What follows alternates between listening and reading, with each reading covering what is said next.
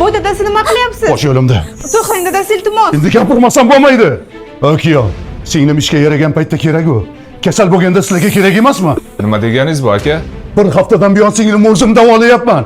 Shuncha payt kasal bo'layotganda kelmagan. Endi paydo bo'ldingmi? Sal insof ham kerak. Bo'ldi, iltimos akajon. Men ham o'ynab yurganim yo'q. Bir haftadan buyon pul topish bilan ovoraman. Uni ustiga ota-onamga qarshi chiqa olmayapman. O'sha ota-onangga sovchi bo'lib kelganda bergan va'dalarini eslatib qo'y. Erkakda g'urur bo'ladi.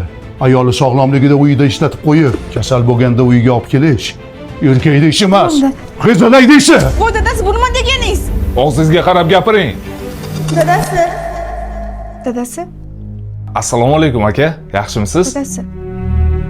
Kuyov bilan so'rashmoqchisizmi? Yaxshimisiz kuyov?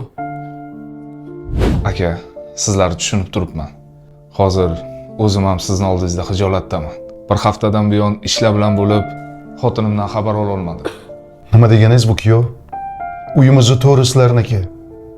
Xohlagan payt kelaveringlar. Shunisiga ham rahmat aka. Sizni hozir tushunib turibman. Chunki o'zimni ham singlim hozir uyga kelgan. Onam qarayaptilar. Nima uchun bunaqa bo'lganini bilasizmi? Bo'ldi dadasi.